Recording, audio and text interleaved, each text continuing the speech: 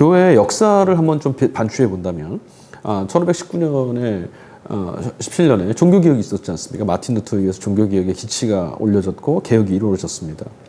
근데 많이 오해를 합니다. 종교개혁 몇 주년 하면서 우리도 갱신운동을 하자, 뭐 성령운동을 하자, 이렇게 운동을 많이 하는데요. 사실상 종교개혁이라고 하는 그 역사서 교회 역사 안에 있었던 그 일들은요, 우리가 하는 어떤 행동주의 운동이 아니었습니다. 윤리적 실천이 아니었습니다.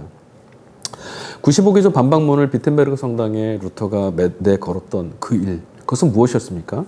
당시 중세 교회가 갖고 있던 성경에 대한 곡해, 성경에 대한 왜곡된 해석들, 그것에 대해서 신학적 투쟁이었고, 하나님의 말씀, 하나님, 구원, 믿음, 도대체 이것이 무엇인가를 향한 끊임없는 정직한 도전이었어요. 그러니까 신학 논쟁이었다고 말씀드릴 수 있겠습니다. 행동주의, 그러니까 무엇을 어떻게 실천하자, 어떻게 살자, 이렇게 끝나면요, 결국 아무런 변화가 없습니다. 의식의 변화가 없는 한, 본질이 변하지 않는 한, 내가 믿는 것이 무엇인지가 선명해지지 않는 한, 우리가 어떤 자들인지, 어떻게 구원이 우리에게 찾아오는 것인지, 하나님이 구원을 어떻게 우리를 구원하시는 것인지에 대한 선이 명백하지 않으면, 우리가 우리 스스로 구원자가 되겠다고 하는 어리석음에 떨어질 수밖에 없는 거죠. 그러니 종교개혁도 마찬가지예요. 행동주의 운동이 아니라 하나님 말씀이 무엇인가, 하나님은 누구이시고 우리는 누구인가, 나 자신에 대한 정직한 물음, 하나님에 관한, 진리에 관한 갈급함이 성령에 의해서 응답받는 그런 역사 속의 한 장면이 교회를 교회되게 만들었다는 거죠. 이 점에서 또 다시 한번 좀 말씀드리겠는데요. 이 인문학과 신학적 사유를 통한 기독교가 뭡니까라고 하는, 뭘까라고 하는 이 시간, 여러분, 신학이라고 하면 지금도 여전히 어떤 전문적, 그러니까 교회, 목사나 선교사 같은 이런 직임을 받기 위한 공부라고 생각하시는 분이 많이 있어요. 그러나 신학은 그렇지 않습니다. 앞서 종교개혁에 대해서 말씀드렸던 것처럼 우리는 누구인가, 이 땅은 누구이고 어떤 세계이고 하나님 나라는 무엇이며 하나님은 어떤 분이신가, 그리스도인 누구이시며 우리의 믿음은 또 무엇인가. 그리스도인이라면 마땅히 묻고 성령의 감동을 통해 답을 얻게 되는 진리를 대하는 태도가 바로 무엇이냐면 바로 신학적 사유이고 기독교 신앙이라고 말씀드릴 수 있어요. 이런 신앙을 갖고 있다면 그게 바로 신학적 사유를 갖고 있는 거예요. 그저 맹목적으로 무슨 말인지 모르겠지만 그냥 믿겠습니다, 무작정 믿겠습니다, 이건 기독교 신앙이 아닙니다. 신학적 반성이 없는 거죠. 구원의 현실 안에 직접적으로 우리 영적인 발을 한 걸음 한 걸음 내디뎌서 눈에 보이지 않지만 예수님과 함께 이 땅에 찾아온 하나님 나라를 경험해 가는 것, 이것이 신학이고 이것이 기독교 신앙, 그리고 구원의 경험이라고 할 수 있겠습니다. 그런데 우리가 오해하는 것들 중에 하나는 무엇이냐면, 마치 교회를 열심히 다니면, 오래 다니면 자연스럽게 이걸 얻을 수 있다고 생각하는 것 같아요. 또 교육자들이나 교회도 마찬가지입니다. 우리가 누군가를, 성도들을 구원시킬 수 있다라는 말들을 쉽게 합니다. 이건 굉장한 오만이죠. 구원은 하나님께서만이 하실 수 있는 전적인 하나님의 통치행위입니다.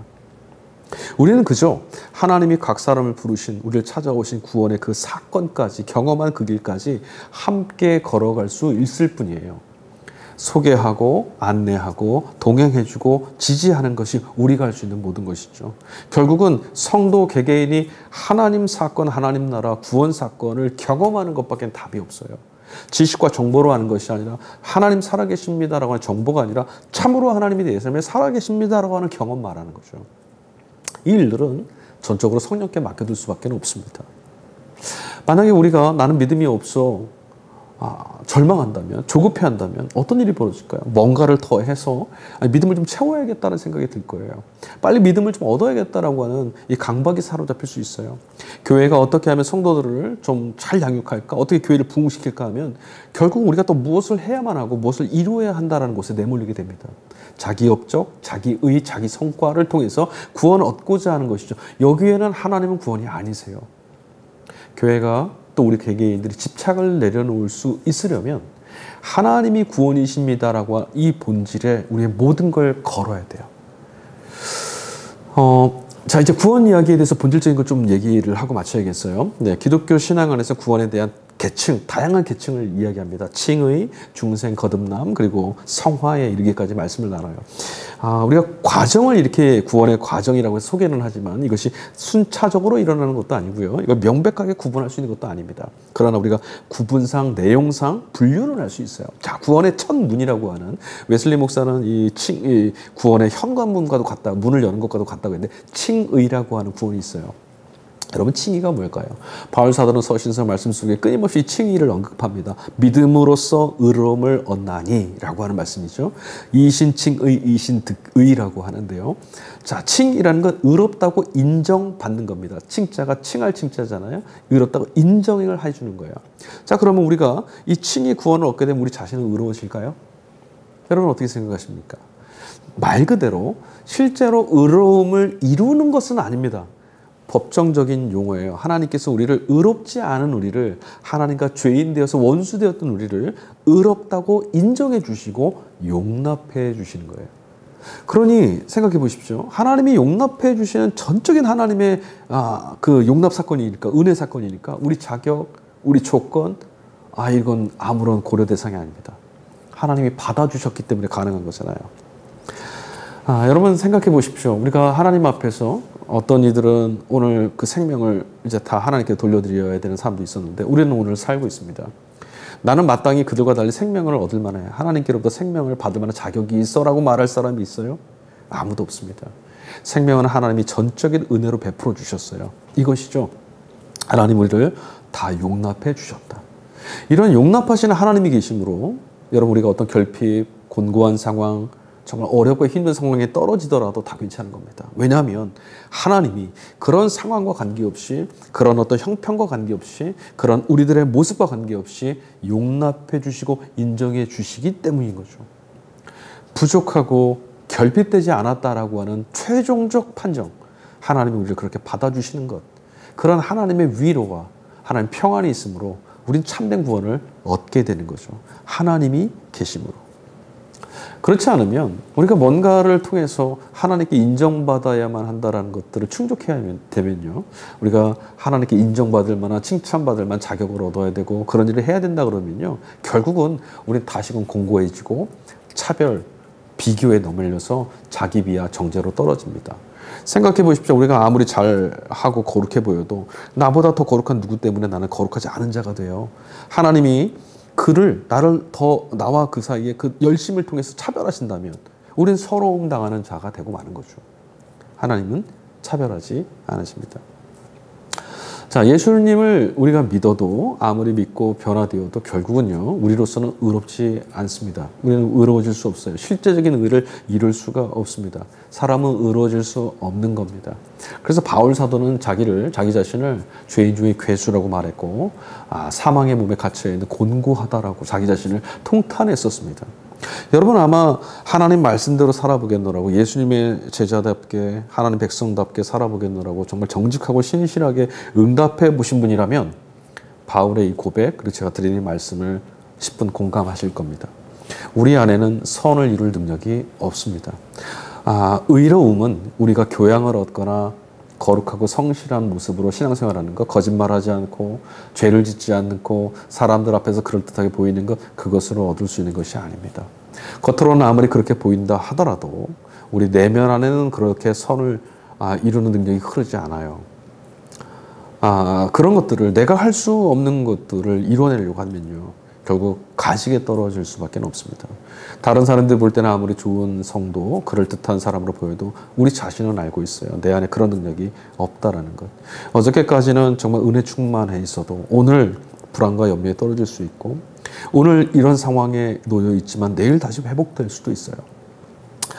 정말 불같은 믿음을 갖고 있었지만 어느 한순간 돌아보면 과연 내가 믿음이 있었던 사람인가 싶을 만큼 정말 연약한 내 모습을 우리 스스로는 알고 있습니다.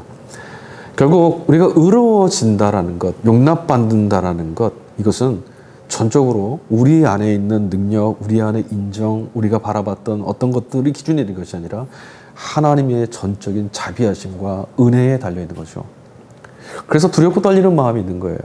그분의 약속의 말씀이 있으므로 분명히 구원이지만 하나님께서 거절하시면 거절당하는 겁니다. 그래서 두렵고 떨리는 마음으로 라고 말하는 거죠.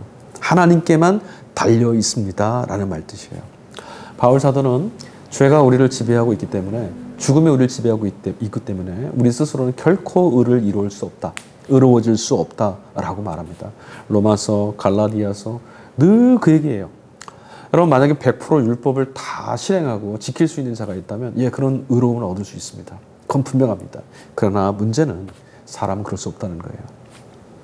99개, 아니 999개, 1000만 개, 1000억 개, 아무리 많은 율법을 우리가 지켜도 단 하나를 어기면 율법을 어긴 자가 됩니다. 그리고 예수님 말씀대로라면 우리가 겉으로는 아무리 율법을 다 지킨 것 같아도 마음으로 의를 범했다면 우리는 율법을 지키지 않은 자, 죄인이 되는 거죠. 이것이 실감나는 건 정말 앞서 말씀드린 것처럼 정말 예수님 말씀대로 하나님 백성답게 살아보겠노라고 애써보시고 자기 의로, 자기 업적으로, 노력으로, 신앙적 열심으로 이루어보려고 해보신 분들은 아실 겁니다. 오히려 어떤 면에서는 그냥 그러려니 하면서 지나가는 게 훨씬 더 위험한 것 같아요. 그런가 보다 하지만 여전히 우리는 자기 의를 드러냈는데 실제로 내가 내 의로움을 이루어보겠다라고 했지만 무너져 본 사람들은 전적인 하나님의 은혜에 기댈 수밖에 없거든요. 율법적으로 산다라는 것, 믿는 자답게 산다라는 것 참 귀한 겁니다. 아름다운 거죠. 마땅히 우리는 그렇게 살아야 합니다. 예수님은 우리를 세상의 빛과 소금이라고, 하나님 백성이라고 하셨잖아요. 근데 문제가 뭐냐면 우리가 이런 일을 함으로 빛과 소금이 되는 게 아니에요. 빛과 소금임으로 빛을 발하고 맛을 낼 수 있는 거잖아요. 우리가 실질적으로 의로워지는 것이 아니라 의롭다고 인정받는 것뿐, 즉 하나님의 은혜로 덮여져 있을 때 하나님의 은혜, 하나님의 능력이 우리를 통해서 드러나는 것뿐이지 우리가 의로워지고 능력 있어지고 그런 것이 아니라는 거죠. 기독교 구원의 그러면 핵심이 뭐냐? 한번 생각해 보세요. 앞서 말씀드렸던 거 잠깐 얘기해 볼까요? 만약에 주인과 종이 있어요. 근데 어떤 종이 주인의 자녀보다 더 성실하고 더 착하고 정말 공부도 열심히 하고 일도 많이 하고 사람들로부터 칭찬받고 이런 종이 있습니다. 그럼 이 종이 그런 평가, 업적, 명성을 통해서 주인의 자녀가 될 수 있습니까? 그럴 수 없죠. 주인의 자녀가 된다는 것은 주인이 계심으로 또 그와의 관계성 때문에 그 자녀가 되는 거지, 업적, 얼마나 많은 일을 했느냐, 얼마나 많은 것을 이루어냈느냐, 얼마나 좋은 평을 많이 받고 존경받는 사람이느냐, 거기에 달려있지 않습니다. 자, 여기가 바로 기독교 구원론의 핵심이에요. 기독교 구원론의 핵심은 업적과 자기의 성과에 달려있지 않습니다. 기독교 구원론의 핵심, 성경이 말씀하고 있는 구원론의 핵심은 하나님과 우리 사이의 존재론적 관계성 안에 담겨 있습니다. 다시 말하면 나는 누구이고 하나님은 어떤 분이시냐, 우리를 이 죄인되고 원수되었던 무능하고 무력한 우리를, 생명 앞에 아무것도 내세울 것이 없는 우리를 하나님이 어떻게 받아주셨느냐, 어떻게 우리를 부르셨고 우리를 초대하셨느냐, 어떻게 지금도 우리를 감싸 안고 계시냐, 그리고 우리는 그분께 누구냐, 그리고 그분은 우리에게 어떤 분이 되어주셨느냐라고 하는 관계성 안에 있다는 거예요. 하나님께서 우리의 아버지가 되어주셨으므로 우리 그분의 자녀가 될 수 있게 된 겁니다. 우리가 뭔가 능력이 되고 하나님 보시기에 합당한 것이 있어서가 전혀 아니라는 거예요. 그럼 우리가 무엇을 행하자가 아니라 하나님의 자녀, 하나님 자녀로 불러주신 하나님의 은혜와 은총에 감격하고 그 은혜와 은총 사랑을 누리고 살 때 자녀로서의 삶의 열매가 나타나게 되는 거죠. 칭의의 핵심이 바로 여기에 있어요. 존재론적으로 하나님의 관계성 안에 들어갈 때만 은총의 빛이 우리를 비추어서 우리가 죄에 버려진 어둠의 자식들이 아니라, 어둠에 버려진 절망과 패망의 존재가 아니라 하나님의 거룩한 자녀다라는 것, 이것이 우리가 경험될 수 있단 말이죠. 이게 칭의의 핵심입니다. 구원론의 핵심이죠. 다시 한번 말씀드립니다. 우리는 존재론적으로 스스로 의로워질 수가 없습니다. 오로지 하나님께서 우리에게 베푸시는 생명, 하나님의 구원, 하나님의 능력 안으로 우리가 들어가는 것, 그 일밖에는, 그분이 우리의 아버지가 되심을 실감하고 내가 그분의 자녀임을 확신할 수 있는 관계성에 들어가는 것, 이것 말고는 기독교 신앙의 핵심이 아닌 거예요. 그 일들이 다른 모든 것들을 이뤄낼 수 있는 근거이고 능력입니다. 다시 말하면 우리가 세례를 받는다, 또 교회에서 활동을 한다, 예배를 드린다, 선교한다, 봉사한다, 어떤 다른 일을 하더라도 하나님과의 관계성, 다시 말하면 지금 하나님이 이곳에 살아 역사하시고 나를 있는 존재로서 받아주시며 나는 그 넘치는 은혜 안에서 하나님 자녀로 용납받았습니다. 그리스도 예수를 믿을 때 하나님과의 관계성을 하나님 포기하지 않고 붙들어 주십니다라고 하는 이 확신. 이게 가장 중요한 거죠. 바울 사도는 고린도 서신서에 이렇게 말했어요. 내 몸을 불살하게 되어줄지라도 또 산을 옮길 만한 믿음이 있더라도 사랑이 없으면 아무것도 아닙니다. 여기서 말하는 사랑은 남녀 간의 어떤 우리가 생각하는 사랑이 아니죠. 하나님의 존재 방식, 하나님 우리 가운데에 임재하시고 자신을 드러내시는 통치하시는 방식이 바로 사랑입니다. 다시 말하면 우리가 그 사랑이신 하나님과의 관계성 안에 있지 아니하면 우리가 아무리 많은 일들을, 아무리 대단한 업적을 우리가 신앙의 이름으로, 그리스도 이름으로, 복음의 이름으로 아무리 많은 것들을 이루어서도 아무것도 아니라는 겁니다. 칭의, 하나님께서 우리를 용납해 주셨어요. 이게 바로 복음이에요. 아무런 자격이 없을 때 비교와 경쟁에 내몰려서 자신의 생명을 구원해낼 수 없는 절망 속에 내동댕이 쳐진 이런 존재를 하나님이 조건도 자격도 묻지 않고 차라리 용납해 주셨다는 위로를 얻는 것. 어떤 상황에 내동댕이 쳐줘도 하나님이 이곳에서 나를 놓치지 않고 붙들고 계신다라고 하는 이 확신, 이 위로가 바로 기독교 신앙의 구원의 핵심이라는 것입니다. 사랑하는 성도 여러분, 기독교 신앙이 세상의 다른 구원과 경쟁한다고 말씀드리는데요. 예수님을 통한 하나님의 구원은 우리의 영혼을 날마다 아름답게 풍성하게 생명으로 인도하십니다. 예수님의 사랑 가운데 하나님을 만나게 되면 하나님과의 관계성 안에 들어가면 들어갈수록 더 큰 위로를 받고 더 큰 하나님 나라의 영광을 바라보며 복되게 살아갈 수 있습니다.